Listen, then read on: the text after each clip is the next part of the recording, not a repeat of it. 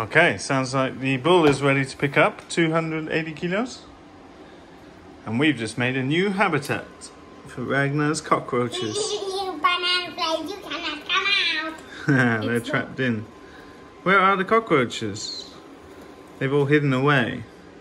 So they've got some kale, some carrot, chard, some leaves, some compost, and they've got some egg cartons to hide under. But there's a whole load of 2 different species of cockroaches in here.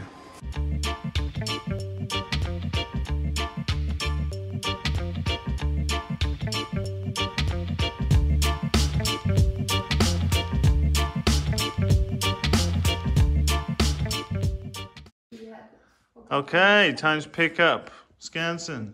Apparently 320 kilos. 330 kilos. 330 kilos. Now obviously that's got the bones in.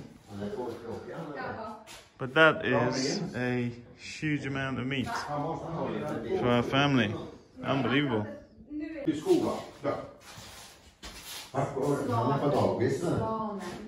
Okay, so we're just deciding what we're going to do, because this is heavy. Even just this midsection is probably 60-70 kilos.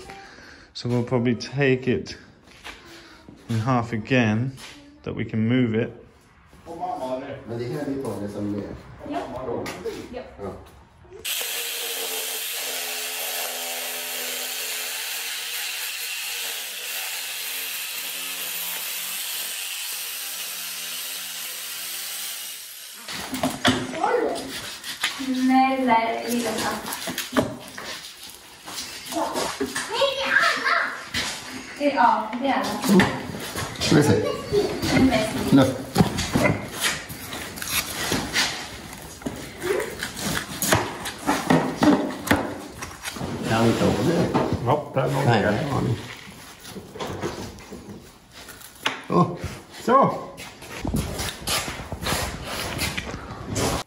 Okay, so we put down some card to protect the van. We're just going to have to put it straight in the van. So we go into and then we come back. So Stina's taking away the fillet, and then we split this again here to make it manageable.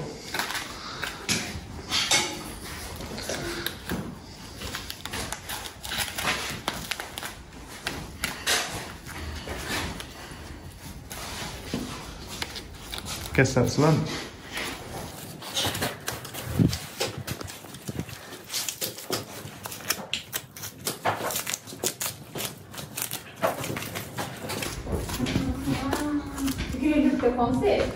Look at that. That's lunch.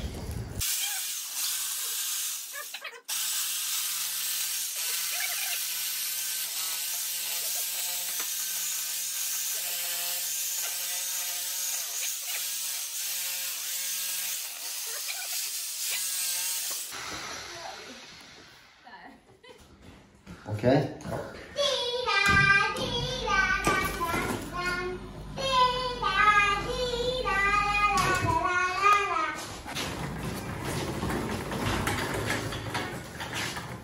That's a heavy one. I can't do it on my own. No? Try. It's too heavy. It's slippery too.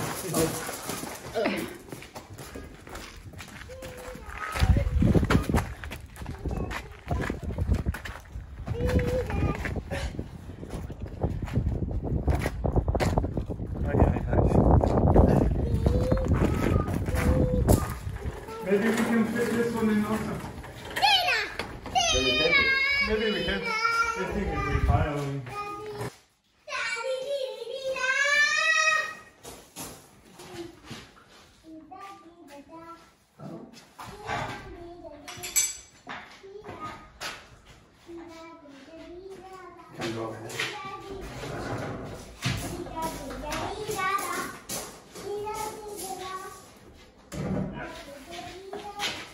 Okay.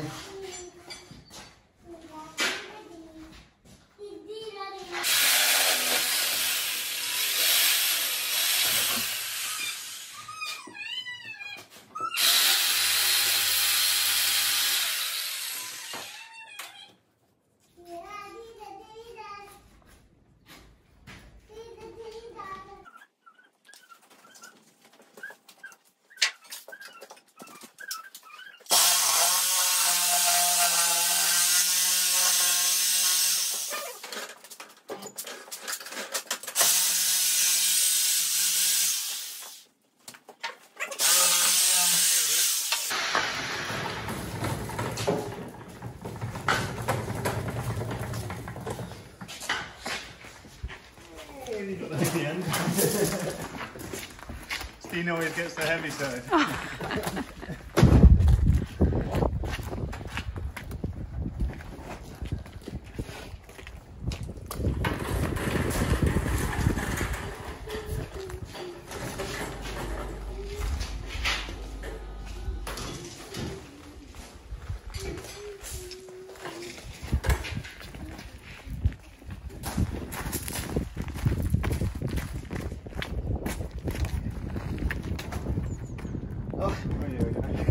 Not no food.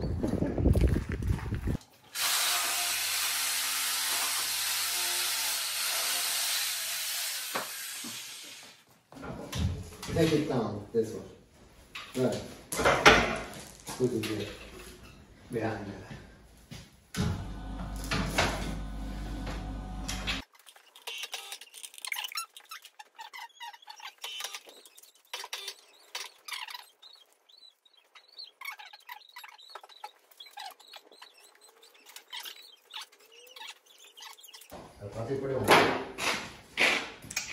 Good.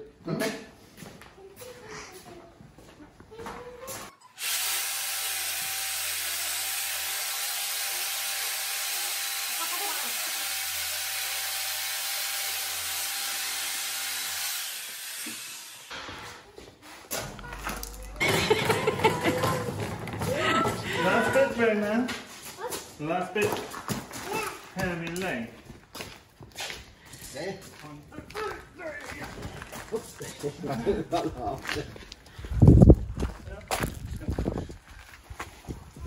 No, it's okay. Good. Nice. Nice. Nice. So there we go. 320 kilos. Got to go and get that in the chiller. Amazing. Okay, so 320 kilos slaughter weight for Skansen. Pretty impressive, and an incredible amount of food here. This will serve the family as well as the entire team and training participants next year with first quality grass-fed beef. Pretty amazing. Next step of this is to age the meat, and that's a factor of time and temperature. We haven't decided whether we're doing a shorter or longer curing yet. To age and develop flavour in the meat, we haven't decided exactly how we'll do that yet, but I will keep you updated on the process. I want to say a massive thank you to Håkan and Steen. They only wanted 1,000 crowns, 100 euros for their help with all this process, which is amazing, and we just don't have that heavy lifting gear that you would need to do this job properly.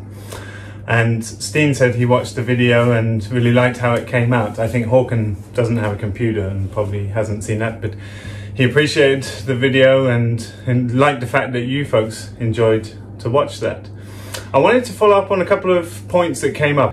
I don't normally go through the comments very often because YouTube is not renowned for the most useful conversations, but due to the sensitive nature of the previous video, I wanted to see the responses, and I wanted to address 2 points that were brought up in the comments section on the last video. Firstly, it was about leading the bull away from the cows. Now, we specifically don't do that. If we're taking any animal that's, you know, like a herbivore, like a sheep, etc., or a pig, we will take them down and bleed them right where they stand in the pasture. And I feel that that's the best for the animals and in general. If you lead the bull away from the cows, it will stress the cows that the bull is being taken away, but it will stress the bull. And when you're just about to kill an animal, when there's stress hormones running around in the body, that's the worst thing you can do. As you saw, it went very quick, very well, and that's our preferred approach. We'll always take an animal where it stands rather than lead it away, and I think that's the best way. And in most cases, most animals don't really seem to mind what's going on around them as long as it isn't happening to them. If we do that with sheep, for example, they don't even raise their heads, they just carry on eating. Cows often do the same, but obviously with the activity going on, the cows are quite curious, and they're particularly curious cows anyway. But I feel like whilst it was slightly disruptive for the cows, it was no big deal. They're over that and carrying on with their wonderful existence that they have here. The second point I want to bring up is someone mentioned about the actual killing, and that Skansen seemed to be breathing for a little while after the actual stunning. So the stunning with the bolt gun is not to kill the animal, it's to stun and make them unconscious, and then they're killed by bleeding out. Now, if you just cut the throat, the carotid arteries, most animals will be unconscious within 5 or 6 seconds from blood loss. It's a very quick, easy way to kill something, and it's a very clean, good way to kill things, in my opinion. It's not allowed under EU regulation. You need to stun animals first. And I talked about this with Steen, and we concurred that this went perfectly. It couldn't have gone better. Now, a big animal like that will be breathing, and its heart will be pumping, and that's important to pump the blood out of the carcass for the meat preservation. But we think that it went totally perfect, and actually couldn't have gone better, quicker, smoother in any way whatsoever. Okay, so that's it from this episode, folks. Hope you enjoyed seeing how this process develops, and we'll of course keep you updated as we butcher the animal down and prepare it for the freezer and for eating. Thanks so much for watching our videos. As always, don't forget you can find out a whole bunch more in our book, Regenerative Agriculture. And as I mentioned in the previous video, we're launching the Regenerative Agriculture Masterclass that's running only as a live event once a year. If you want to be in for the 2021 cohort, you can follow our free mini-series to see a taste of the course. It's available in the links below. We've also got 3 scholarship places available for people to enter from all over the world. Look forward to seeing you in the video soon. Bye for now.